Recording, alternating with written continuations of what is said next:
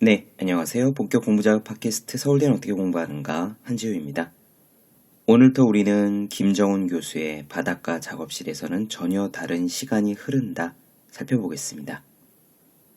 저는 사실 아주 오래전에 김정훈 교수님의 특강을 들은 적이 있었습니다. 강의가 끝나고 불고기집에 식사를 할 때는요, 맞은편 자리에 앉기도 했어요. 저는 그때 대학생이었고 또 특별한 질문 하나 던지지 않고 묵묵히 밥만 먹었으니까 물론 교수님은 그 자리가 기억이 없으실 겁니다. 제가 들었던 이야기 중에서 가장 인상적이었던 거는요. 유학 생활을 할 때 슬롯머신 가게에서 알바를 했다는 그런 말씀이었어요. 도박판은 어디나 돈이 좀 흥청망청 돌죠. 그래서 알바비가 꽤 괜찮았고 그렇게 번 돈으로 공부를 했다는 스토리가 제 기억에 남습니다. 그때는 김정훈 교수님이 누구인지도 잘 몰랐고 그저 너무 틀에 박히게 살지 말아라 라는 메시지를 주는 괴짜 교수님 정도로 생각을 했거든요. 그런데 그 뒤로 지식의 편집학을 보여주는 에디톨로지나 노는 만큼 성공한다 같은 재미난 글을 쓰시더니 이제는 글로서는 탄탄한 자신의 입지를 구축하신 그런 분이 되었습니다. 15년도 지난 그 시절에 대학생들에게 너무 틀에 박히게만 살지 말아라 라고 말씀을 하시더니요. 교수님 스스로도 50세가 되었을 때 일본으로 다시 유학을 떠나셨대요. 미술 공부, 그러니까 그림을 배우기 위해서 가셨답니다. 석사나 박사 같은 것이 아니라 2년짜리 단기 대학으로요. 이분의 원래 전공은 심리학이고 독일에서 심리학 박사를 하셨던 분입니다. 흥미롭죠. 그리고 나서 실컷 그림을 그리며 살겠노라 결심하고는 전남 여수로 내려가셨어요. 여수도 남쪽 끝에 있는 곳인데 그 끝도 모자라서 아예 앞바다에 있는 섬으로 들어가셨답니다. 횟집으로 쓰다가 망해서 버려진 가게 자리를 찾아 월세로 그림을 그릴 수 있는 작업실을 얻고 그 다음에는 아예 터전 자체를 여수로 옮길 생각이 들어서 섬에 있는 몇 년째 버려진 미역 창고를 산 거예요.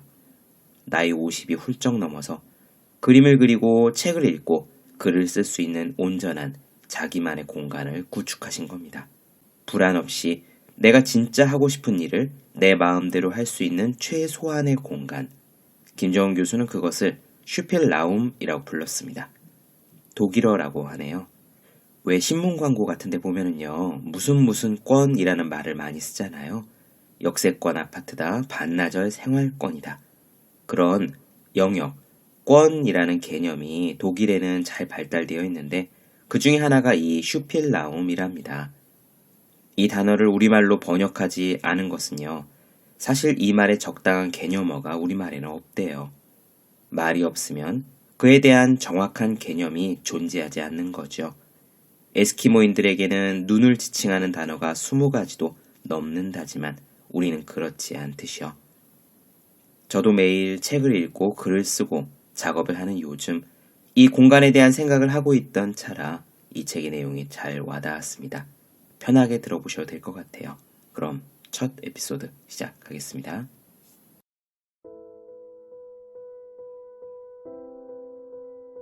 공간을 뜻하는 독일어는 라움이다.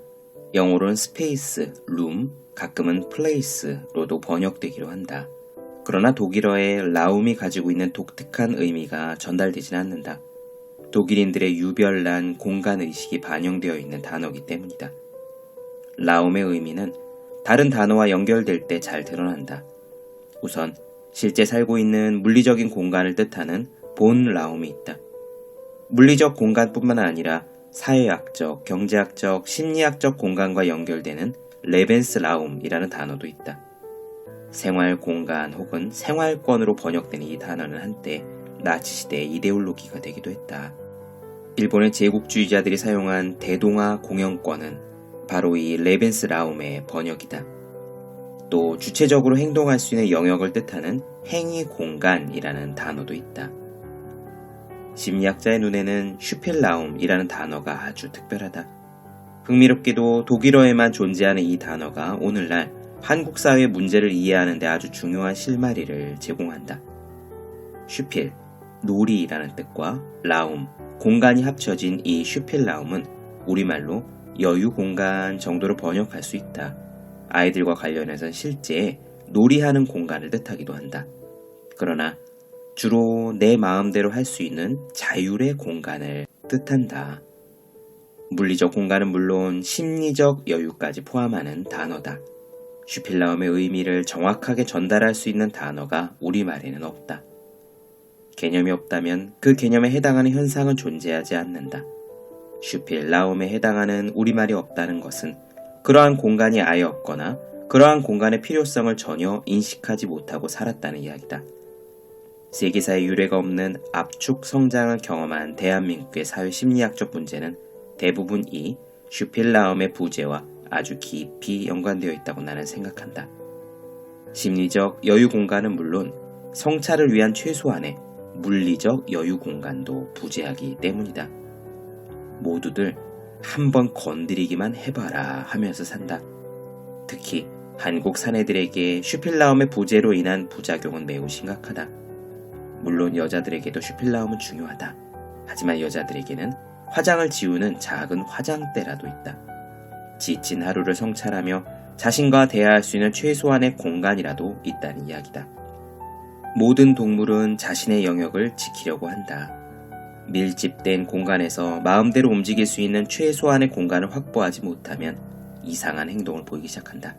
서로 잡아먹으려고 한다. 새끼도 구별 못한다. 심지어 자기 새끼를 잡아먹기까지 한다. 더 이상 교미도 하지 않는다. 동물 행동학자 존 칼후는 이 같은 행동을 행동 싱크라고 불렀다. 여기서 싱크는 음식물 쓰레기를 받는 용기처럼 온갖 쓰레기 같은 행동들의 집합을 뜻한다. 그래서 자동차만 타면 절대 안 비켜주는 거다.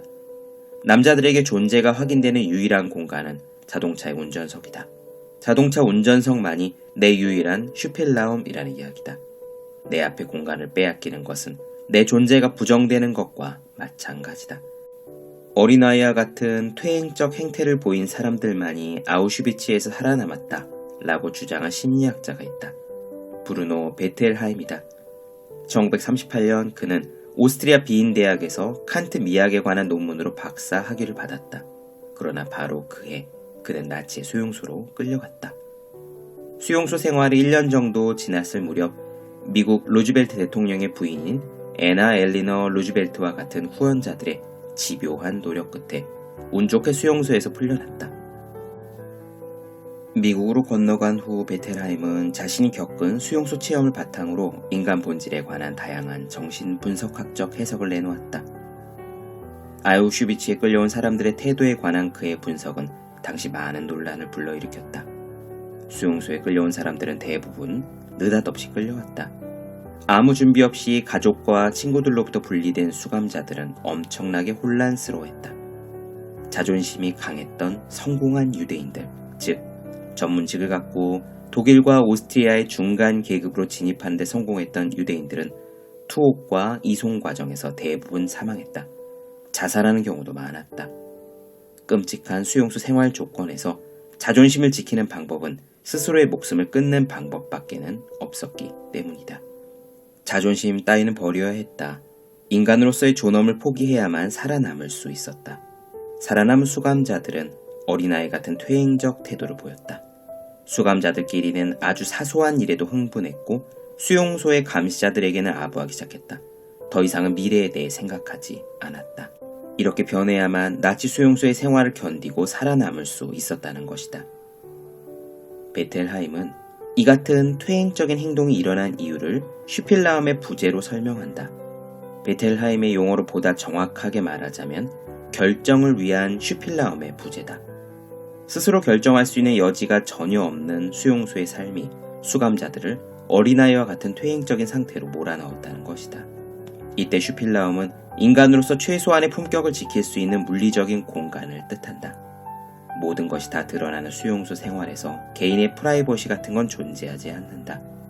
자존심을 지킬 수 있는 모든 물리적 공간이 박탈된 유대인들에게 남겨진 선택지는 어머니에게 모든 것을 맡기고 의존할 수밖에 없는 벌거벗은 어린아이처럼 되거나 아니면 죽거나 이 두 가지 뿐이다.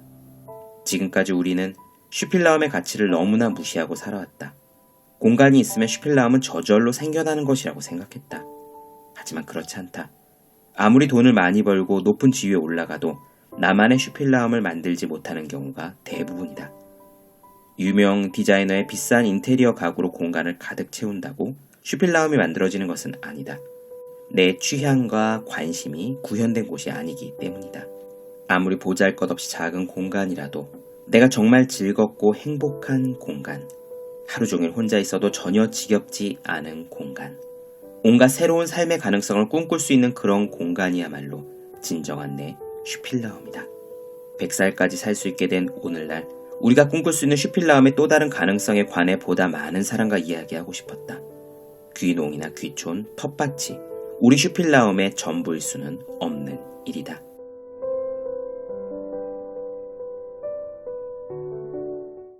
네, 본격 공부작업 팟캐스트 서울대는 어떻게 공부하는가, 김정은 교수의 바닷가 작업실에서는 전혀 다른 시간이 흐른다 나눠드렸습니다. 더 많은 이야기가 궁금하신 분들은 제 유튜브 채널 서울대는 어떻게 공부하는가, 네이버 블로그 생의 즐거운 편지, 다음 카카오 브런치, 한주의 브런치, 인스타그램에서 해시태그 서울대는 어떻게 공부하는가 검색해주시면 좋겠습니다. 또 공부하시는 모든 분들을 위해 어떻게 공부하는 게 효율적인 설명한 혼자 하는 공부의 정석, 그리고 책상에 올려두기만 해도 공부하고 싶어지는 365 홍콩 캘린더, 아직 읽지 않으셨다면 꼭 읽어보셨으면 좋겠습니다. 그럼 오늘은 여기까지 할게요. 전 다음 시간에 뵙겠습니다. 여러분 모두 열심히 공부하십시오. 저도 열심히 하겠습니다.